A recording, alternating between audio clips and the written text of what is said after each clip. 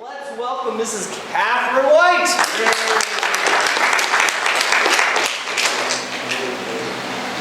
Did you enjoy Flagpole? Are the mosquitoes horrible? Yes. He says yes. I'm armed. This is my hair. This is not hair gel. This is button. And I get to close out tonight and start tomorrow, so I hope you like my face, because you're going to be staring at it for a while. All right. We're going to be talking about the entirety of the Bill of Rights, which in some ways is a little bit odd place to start, but that's what the schedule says, so that's what we're going to do. The Bill of Rights. Not the Bill of Privileges, not the Bill of Wrongs. Why is it called the Bill of Rights? Anybody know? Bueller? Nobody knows? All right. All right, we got one in the back. I'm sorry. God-given rights, yes, but why is it called the Bill of Rights? Does anybody, of the returning people, you guys remember my declarations and preambles talk from 2 years ago? When I said, you gotta read the Declaration of Independence, the preamble to the Constitution, and the preamble to the Bill of Rights, because they give you the reason the rest of it was written. And if you go and look at the preamble to the Bill of Rights, it tells you why they have the Bill of Rights. So you go do that. And I'm going to tell you everything that I or anybody else tells you here this week. Go check it out for yourself. Don't take our words for it. Check it out for yourself. Because if I tell you, you will not know, you will merely have been told. And there's a difference. That particular quote is from a great book called Friday by Robert Heinlein, science fiction author and societal and political commentator par excellence. So, the Declaration of Independence, what did it do? It set the principles that were going to underlie the Constitution, that rights are an inherent. What's inherent mean? Anybody? Inherent. Built in. Part of the very fiber of your being. You can't lose them or misplace them like your keys or your phone. Right? Rights are an inherent gift of government? Of a document? No. Of God. Of God. And I'm going to take this at this point. Come here, you. Because my angles are wrong to see my notes and see the screen and talk to you all at the same time. All right, so rights are an inherent gift of God. That to secure these rights, governments are instituted among men, deriving their just powers from the consent of the governed. Right? So the proper function of government is to protect and to secure the rights of the people that were given to them by God. So any other function that the government takes on are not legitimate functions unless those functions are to protect and secure the rights of the people. Those are not legitimate functions.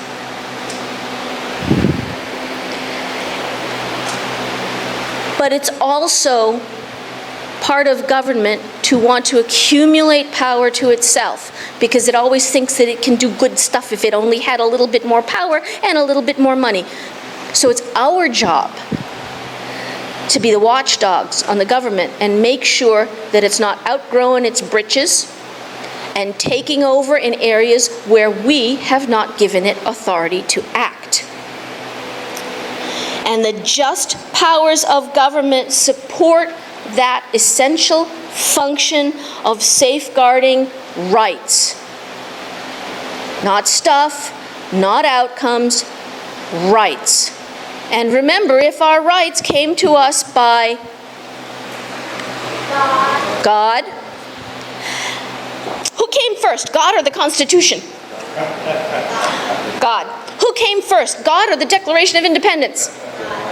So if something came from God, did it come first? Yes. No? Who said no?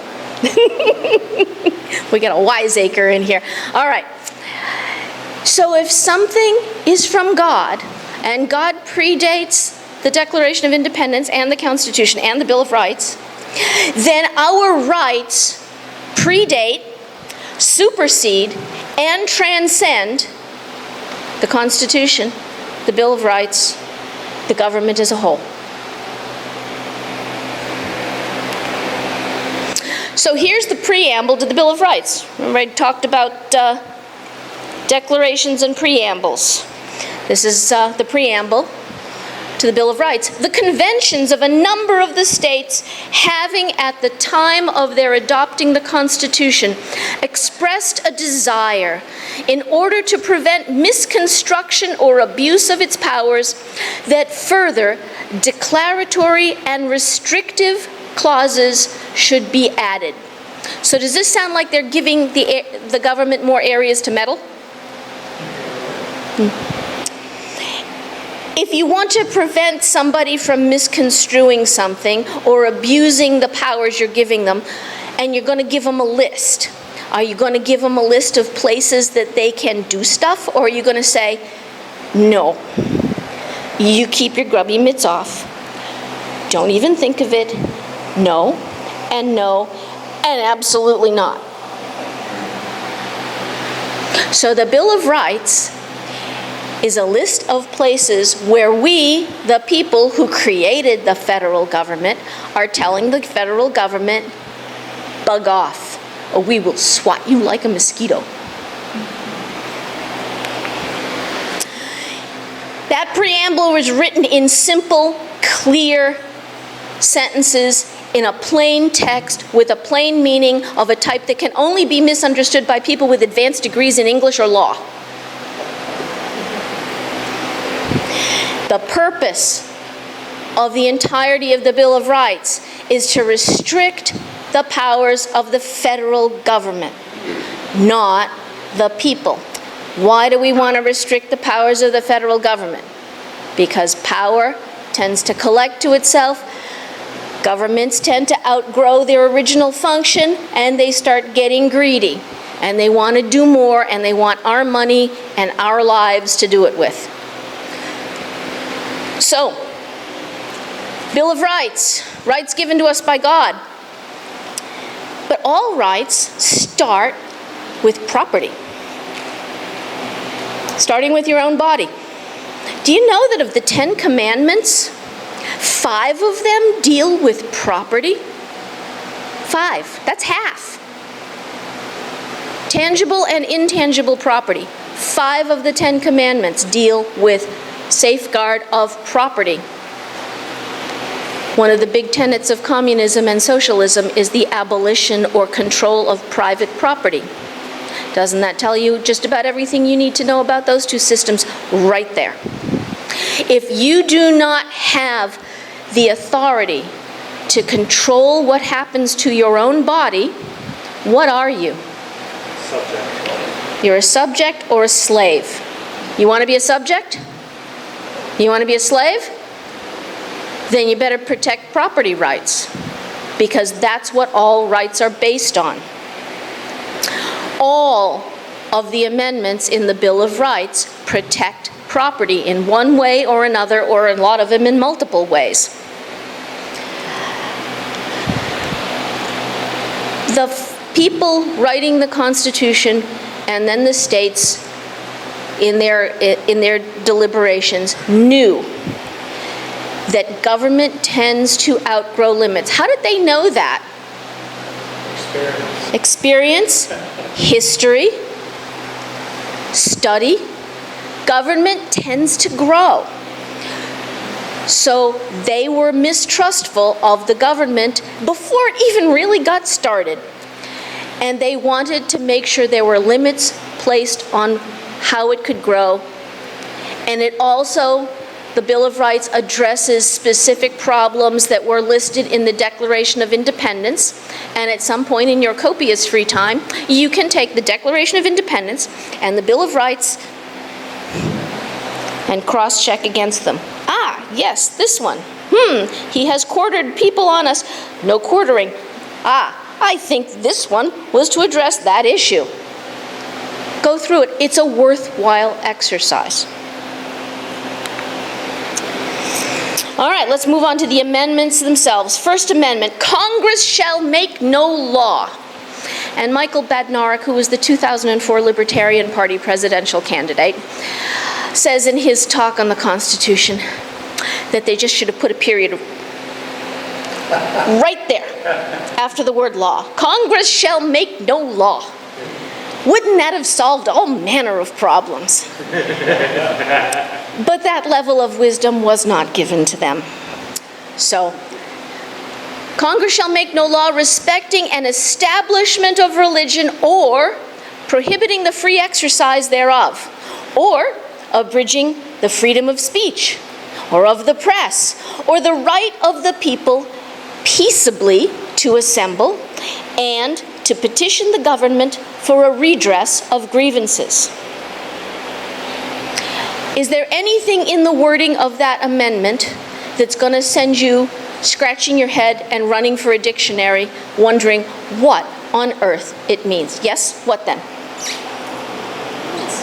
You don't know what it means? No, I mean, like, I was agreeing with that, I'd go for H. Okay, you were agreeing. Fine. So, what's Congress? We haven't done Article 1 yet, which establishes Congress. The lawmakers. They are the yes. House of Representatives and the Senate. What does the House of Representatives represent?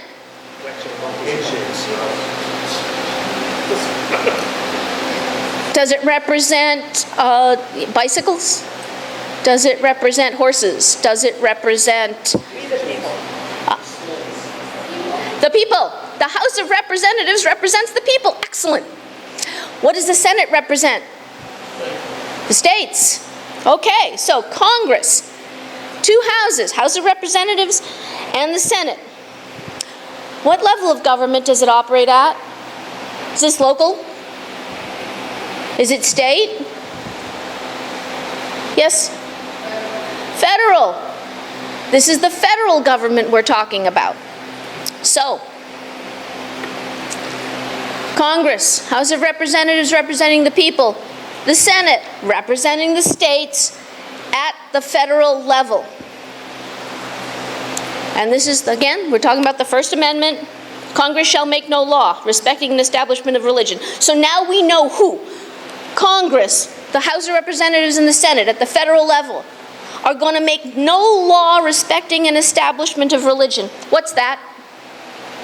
What did every state have in 1789? State-supported religion.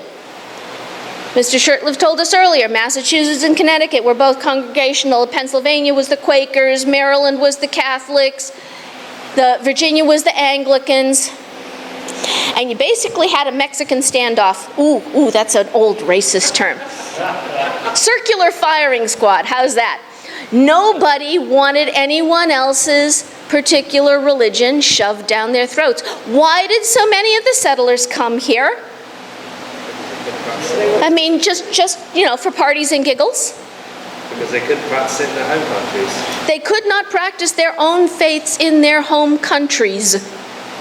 So they came here. So how on earth would they feel about a federal government setting up a new state religion that they were all going to have to support? Would that go over like a lead balloon? Okay, all of you students, stand up right now. Stand up.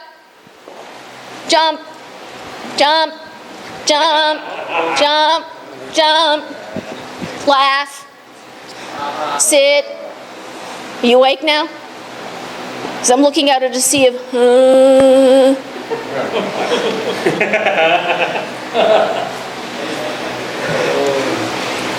All right, I see some smiles. I see some eyes that are not at half-mast. This is better. Okay, so every state in 1789 had its own religion. What does it mean to establish a religion? It means that the government picks a religion and backs it and says, this one's going to be ours. It's the official one. We're going to collect taxes to give to this particular religion. And if you have any money left after you finish paying your taxes, then you can support your family and your own religion. But we're going to take taxes and use that tax money to support this religion. We're going to require that you attend services. If you're lucky, it's only like once a month. I think the Anglican faith in the UK at the time was you had to attend Church of England services once a month or more frequently. But they were there, they would take an attendance. You had to attend at least monthly. And if you wanted to hold any kind of political office, if you wanted to be able to vote, you had to be a member of that religion. Now, a lot of the states had those rules internally, that if you wanted to be a member of the state legislature, if you wanted to vote, you had to be a member of the religion of that state. But they didn't want that at the national level. So what's free exercise of religion? Does that just mean where you go on Sunday? Or Saturday? Or Friday? Or Wednesday? Or Tuesday? Or Monday? Or whatever day it is? Does it involve actions? What if you're a baker and somebody wants a cake for something that your faith says is wrong? What if you're a doctor and someone says that you have to learn to do abortions? What is free exercise of religion? And where are the lines drawn? And who is the limitation on?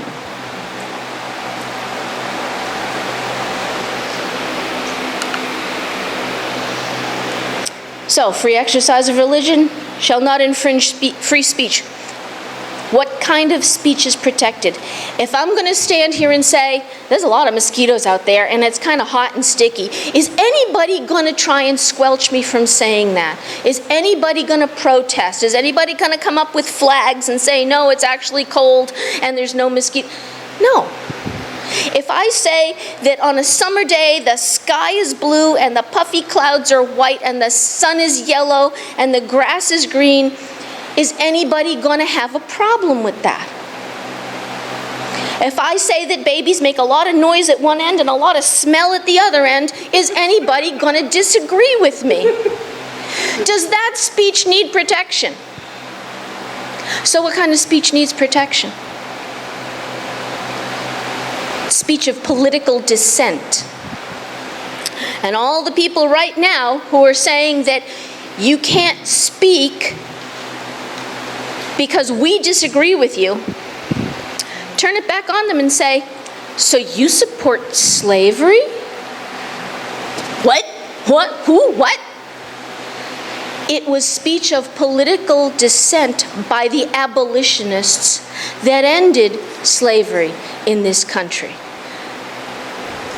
That was not establishment talk. So if you do not believe that people you disagree with should be able to speak, then I guess you would have been a supporter of slavery. Dope slap them with a little bit of truth. Sometimes they need the cognitive dissonance to make them open their eyes and see. Is there a right to not be offended?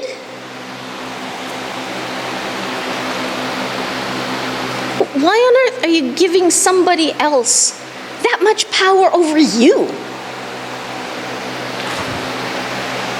If you choose to be offended by what somebody says, you have made a choice, and then you're trying to blame the poor dumb schmuck who said something you don't like for your choice.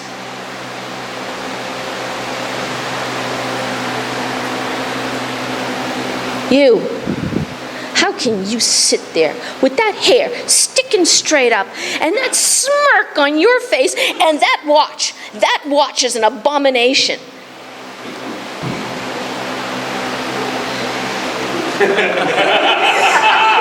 That's the right response. Laugh at it. There is no such thing as a right not not to be offended. I have no problem with your hair or your smirk or your watch. But what about what they call incitement? What is incitement? That's when I not only say your hair and your smirk and your watch, but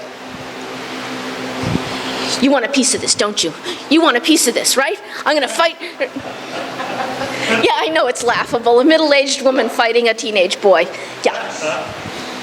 Work with me here, guys. Work with me. I'm trying to keep these kids awake when they just want campfire and silly skits. Right? Incitement is a direct threat of violence or invitation to fight. If you don't get that smirk off your face, that's incitement. You want to fight me, don't you? That's incitement. Incitement is not protected, but I think that spiky hair thing is like completely ridiculous. That's disagreement, that's not incitement, and I got no problem with your hair. You're sitting in the front row, so you're getting used as an example. I'll use somebody back there in the morning, so in the morning the safe spots are gonna be up front. Yeah, you too, laying down in the chairs there. All right. What about commercial speech? Is money speech? Some Supreme Court justices would have you think so. But is money speech? Was that a discussion at the time, commercial speech? Not particularly. We didn't have big corporations at the time. Okay? And I'm not going to give you all the answers here on a silver platter. Do some of your own homework. Do some of your own research. Think it through yourself. Your conclusions may be different from mine, may be different from the Supreme Court. If your conclusions are different from the Supreme Court, if it's anything recent, there's a good chance that you are in better constitutional standing than they were. How about obscene speech? Is that protected? It's actually not protected, but it's hard to define where the line is. How was free speech disseminated in 1789? Was it Facebook? No. What? Pamphlets. People standing on a soapbox in the town square, right? But that was the social media of the day. And what is a free press? Is it one where 6 corporations own 96% of all media in this country? Is that a free press? Research for yourself, free press, 6 companies. Look at the difference between yellow journalism and state-owned media, Mockingbird media, and Project Mockingbird that the CIA claims they shut down. But if you look at the headlines on just about any newspaper and compare them on any day, you will see the exact same phrases used over and over and over and over again. CNN, USA Today, Los Angeles Times, Boston Globe, New York Times, Washington Post, ABC, CBS. Go look at them. Take any story and then go look for those same stories in the other media and you will see the exact same phrasing. Gee, how did that happen? I wonder. Think about why that might be the case. And then go look up Project Mockingbird. So what kind of assembly is protected? What did the phrasing say? The right of the people angrily, masked, and threateningly to assemble? Was that the way it said it? No. Peaceably. So, is an Antifa protest with masked people hitting journalists in the head and throwing cement-laced milkshakes on them, is that protected? No. That is not protected. Likewise, blocking roads, riots, throwing things, hitting things, setting stuff on fire, beating on cop cars, hurting people. None of that is protected. That is assault. And to petition the government for redress of grievances. How do you petition the government? You can sign a White House petition. You can file a lawsuit. You can hire lobbyists. You can write letters. You can ask your particular legisvermin to intervene for you. But that's all petitioning the government. And again, we have the protection of property rights. Is your faith and your other opinions part of your intangible intellectual property? Is it? All right, what's tangible property? Tangible is stuff you can touch. If this table was mine, your hair, exactly. Right? Tangible personal property. If this table belonged to me, this would be tangible property. But how about this presentation that I worked on? Right? It's just bits in a computer. Where'd it come from? Came from in here. That's intangible. You can't touch it. You can touch the computer, but that's not the presentation. The presentation is my intangible property. So, is your faith part of your intangible personal property? How about your other opinions? Like, you think that hairstyle looks good.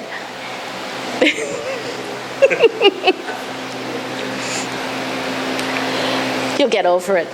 I'm just these days you gotta leave the kids something to tell their therapists, or else they're wasting all that money. All right, all the way on to Amendment 2. A well-regulated militia being necessary, not optional, but necessary to the security of a free state. Nation? No, not nation. State. The right of the people to keep and bear arms shall not be infringed. What did to regulate mean in 1789? Because today it means micromanage from hundreds and hundreds of miles away. But that's not what it meant in 1789. Back then it meant to put in good order, to make regular, to regulate the disordered state of a nation or its finances, to make rules for the training thereof, to regulate, put in good order.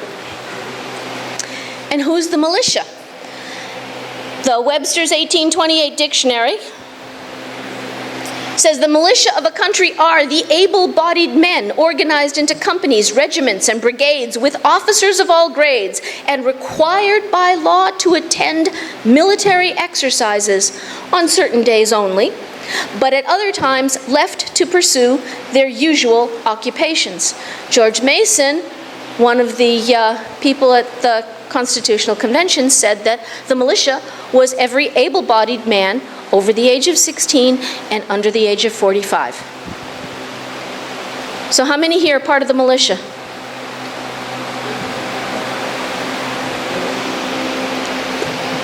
If 16 or over and under 45, you're part of the militia.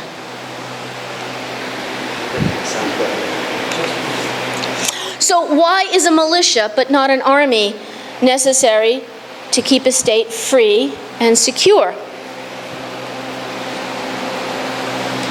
Why not just have a national army? Who were they having trouble with in 1776? That was the British regulars. That was the army. The army is a standing army, if not properly controlled by civilian government, is a danger to the civilian population. But the militia is made up of the civilian population. You know, the guy who does the horseshoes on your horse, and the guy who fixes your plow, and the guy you buy your lettuce from, they're all part of the militia. You know them, they know you. They are not a danger to you or to your family. So, the rights of whom? A well-regulated militia being necessary to the security of a free state. The rights of the The rights of the people to keep and bear arms shall not be infringed. So this is the right of the people, because the militia is comprised of the people. The militia draws its ranks from the people, so it is the people who have the right. If your life is a gift from God, it is not only your right, it is your duty to protect that life from those who would try to take it from you by force, and that includes your own government. In the Revolutionary War, what arms did the soldiers have and use? Did they have muskets or rifles? They had muskets. A lot of them had rifles. They were actually better armed in many regards than the British regulars, because the British regulars had muskets. But when you're being able to feed your family depends on being able to hit the game you're shooting at, you're going to go for the best gun you can get. A lot of them had rifles, owned by the men personally. We had a little talk about the artillery. A lot of the artillery that was used in the Revolutionary War was privately owned. A lot of times, either the town would take up a special collection in order to purchase an artillery piece for the protection of the town, or somebody in the town who was wealthier than others would volunteer to spend his own money to buy a small artillery piece. So what power does Congress have over the state militias, and what power do the states have over the state militias?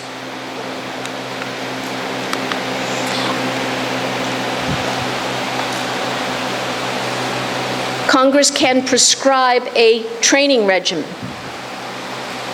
They can require the specific types of arms, but the states control the officers, which keeps them loyal to the states. So what does shall not mean? Shall not be infringed. Shall implies a promise, command, or determination, and implies an authority to enforce the act. So, the right of the people to keep and bear arms shall not be infringed. Promise, command, with the authority to enforce. What does this have to do with hunting? Or self-defense? Nothing. Nothing. This is defense of your state. Is the state you're a citizen of part of your property? In a way, you're paying for it. Does that make it part of your property? You're voting for it. Does that make it part of your property? Is it part of your job to defend it? Is it your responsibility? So, the militia is to defend the state, including defending the state from the federal government should that be needed. And is any federal or state gun law enforceable if we actually followed the Constitution? Shall not be infringed. I actually think you could make a case for some state laws. Back in the day, everybody knew everybody else, and we may all know that just don't trust this guy with a gun. If you tell him left, he's going to go right. If you tell him up, he's going to go down. Just do not trust. Right? And there'd be sort of a gentleman's agreement that, you know what, we have another more important job for you. You can play the drum.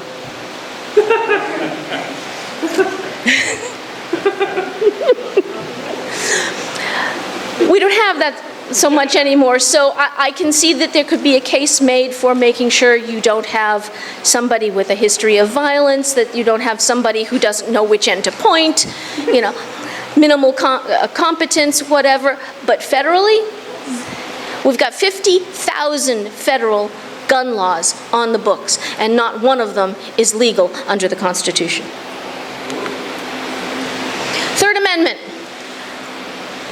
Here we have proof that private property rights take precedence over the needs of the government. No soldier shall in time of peace be quartered in any house without the consent of the owner, nor in time of war, but in a manner to be prescribed by law. Protection of property is the takeaway here. What did the quartered soldiers do during the Revolutionary War? They came in, they took over your house, you ended up sleeping on the floor, they slept in your best beds. If you were lucky, they didn't run off with your daughter. If you were really lucky, they didn't run off with all of your food.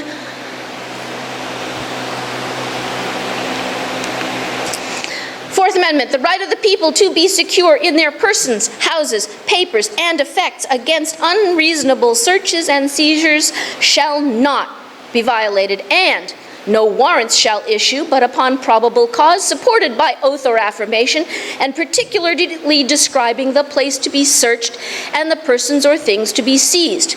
Property, property, property, property, property, and, oh yeah, property. Tangible property, intellectual property. Persons, houses, papers, and effects. So does that now then apply to email, phone calls, posts on social media? In principle, it should. In principle, it should. And what are the requirements for a reasonable search? And who takes responsibility? So, reasonable search, warrant issued by a judge on probable cause, meaning we think there's been a crime committed and we have some evidence to support it. Somebody is swearing to this. This is the person taking responsibility and who can be sued if they break your door down because they mistook you for your neighbor.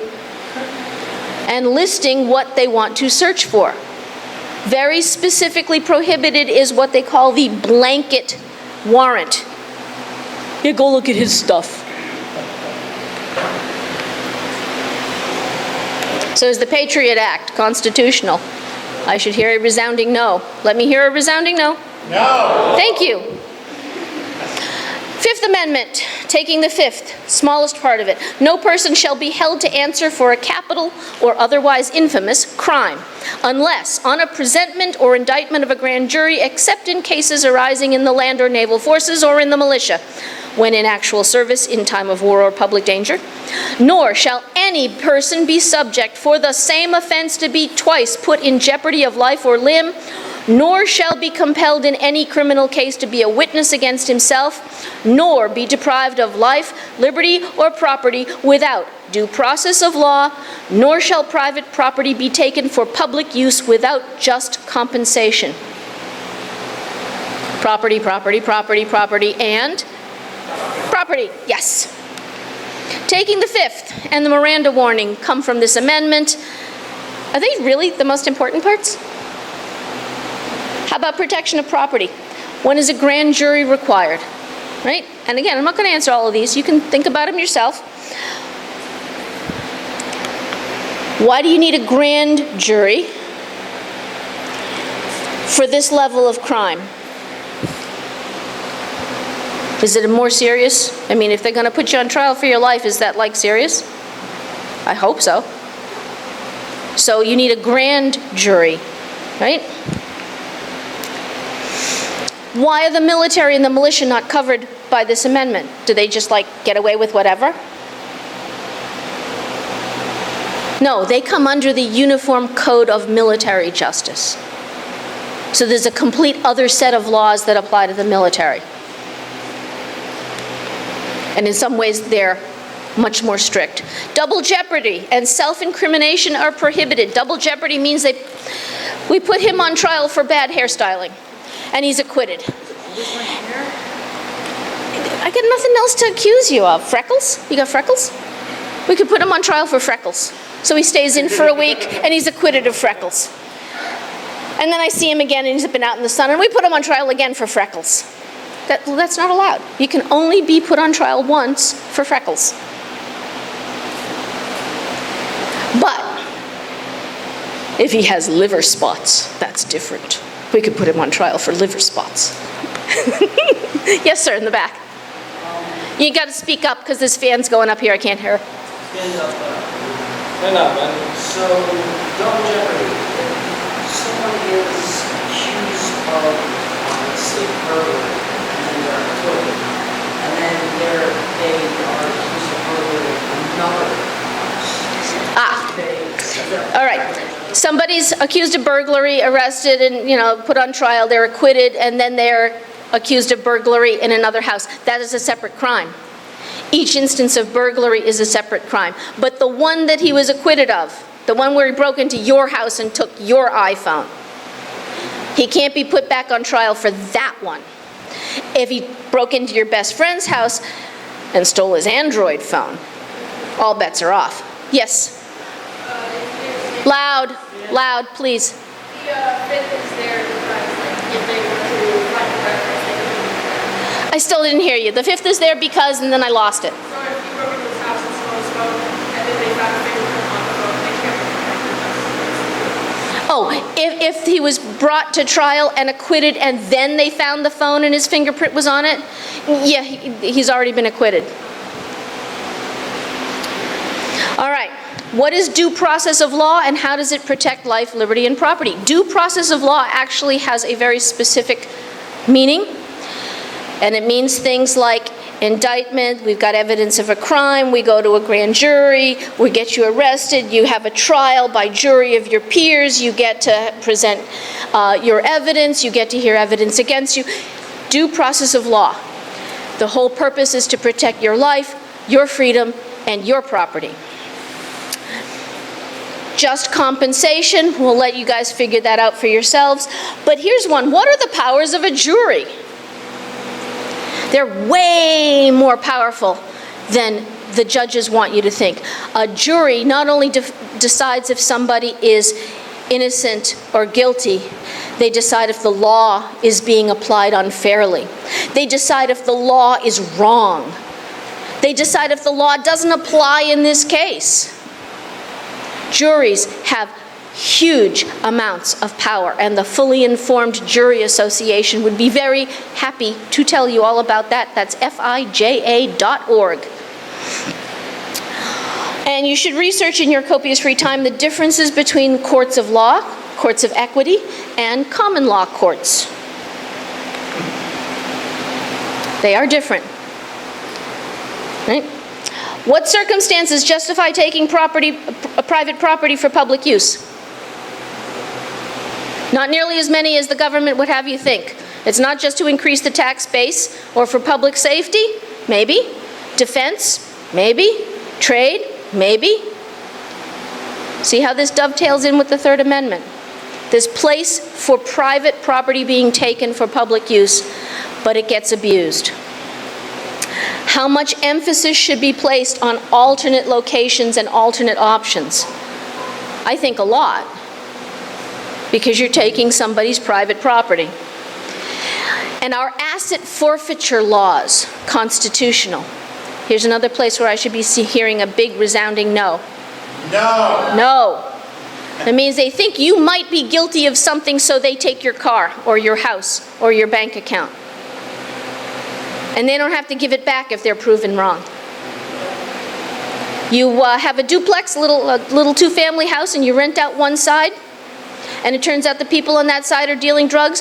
They can take your house. You were not dealing drugs. You had no idea the people that you rented to were dealing drugs, but they can take your house. Is that constitutional? Is that moral?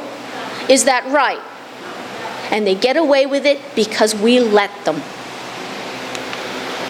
Amendment 6, in all criminal prosecutions, the accused shall enjoy the right to a speedy and public trial by an impartial jury of the state and district wherein the crime shall have been committed, which district shall have been previously ascertained by law, and to be informed of the nature and cause of the accusation, to be confronted with the witnesses against him, to have compulsory process for obtaining witnesses in his favor, and to have the assistance of counsel for his defense. That's a mouthful. Trial should be speedy because you can ruin someone's life by lollygagging. Why public? Because it has to stand up to public scrutiny so that you don't force people to admit things under duress. Why in the same jurisdiction? Because it's a hardship to the person who's been accused, and just to get there, let alone get the witnesses in his favor. Why do you have to disclose the nature and cause? Nature is civil or criminal. All right, the cause is the specific law that's been broken. Would it be kind of important to know if you were being charged criminally versus civilly before you like get going on your defense? Yeah. Witnesses for and against. Think about the purposes for those. And again, why the same jurisdiction? If you've got somebody who's going to be a really, really excellent witness in your defense, is it fair to make them travel 5 states over just to be a witness? Is it reasonable to think that maybe they can't make it? So the trial should be nearby. What is counsel? That's like lawyers, man. Think it might be a good idea to have some advice? Maybe? If the state's got all their fancy dancy lawyers trying to get you for something? In suits at common law where the value in controversy shall exceed $20, the right of trial by jury shall be preserved, and no fact tried by a jury shall be otherwise re-examined in any court of the United States than according to the rules of common law. Why $20? That was actually a significant fraction of the average annual salary. And again, we got to think about what's the difference between the courts of law, the courts of equity, and common law courts. All right? Contracts, statutes or laws, are black and white rules. So that would be a court of law. A court of equity is like fairness. Family law, probate, bankruptcy comes under equity law. And common law depends very deeply on precedent and tradition. What does it mean today that no fact tried by a jury shall be otherwise re-examined? I'm not going to answer that one. Go think about it. Go research it. And how much power does a jury have other than tons? Eighth Amendment. Excessive bail shall not be required, nor excessive fines imposed, nor cruel and unusual punishments inflicted. What's bail? It's money that you pay or promise to pay before your trial as a surety that you're actually going to show up. All right? It protects the court system. It protects the people who are being accused because they're not going to lose their livelihood while they're waiting for trial because they can't get to work. And it protects the other side, whether that's the government or the other side of a lawsuit, by making sure that you're going to show up for trial. So it protects everybody. It's not required in all cases. It's usually required where the potential punishment is dire enough that someone might hightail it for the hills. Try to get out. Excessive bail isn't defined. So we have to think of what the bar is.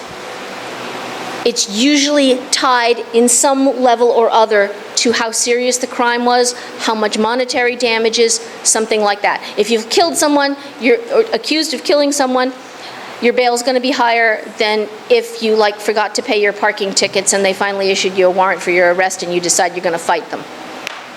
Right? What were considered usual punishments? Because cruel and unusual is forbidden. So what were considered usual punishments in 1789? Stocks, floggings, right? No, not the rack. So would pink jumpsuits be considered cruel by those standards? Sheriff Arpaio at one point had inmates wearing pink jumpsuits. Would that be considered cruel and unusual? Because some people were actually trying to say that that was cruel and unusual. Yeah. The enumeration in the Constitution of certain rights shall not be construed to deny or disparage others retained by the people. This addresses concerns that they couldn't list everything and they didn't want the federal government to get uppity. Think about what some of the other rights retained by the people might be.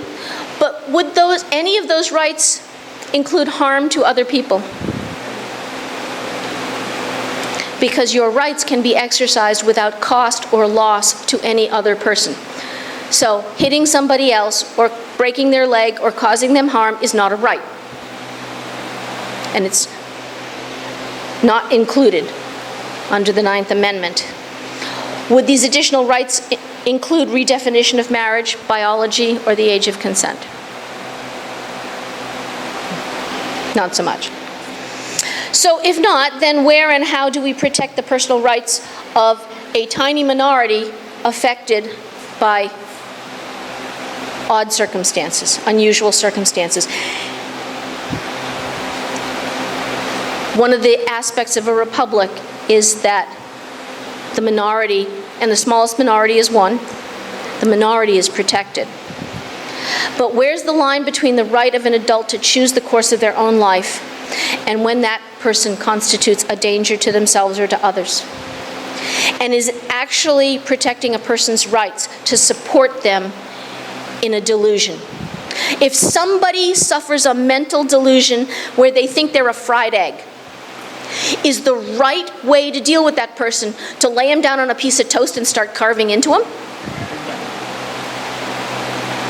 No. Supporting somebody's delusions that are provably against reality is not protecting their rights. All right, just about done here. Powers not delegated to the United States by the Constitution, nor prohibited by it to the states, are reserved to the states respectively or to the people.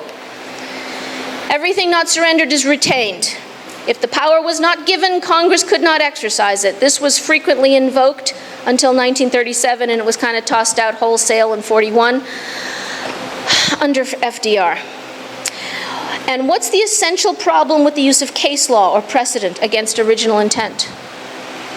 Because everything in the last 100 years has been based on precedent. If you start at the Constitution and you make your first decision here, and the next decision based on that one, and the next decision based on that one, and the next decision based on that one, if this is the Constitution, after 100 years, you're here. Original intent always has to be the determinant. What powers are delegated to the federal government? We'll talk about that in the morning. What powers are prohibited to the states? We'll talk about that too. Where does the federal government's power to protect other states come in? And does the concept of a level playing field include protection of air, water, and land that crosses state borders? Interesting questions.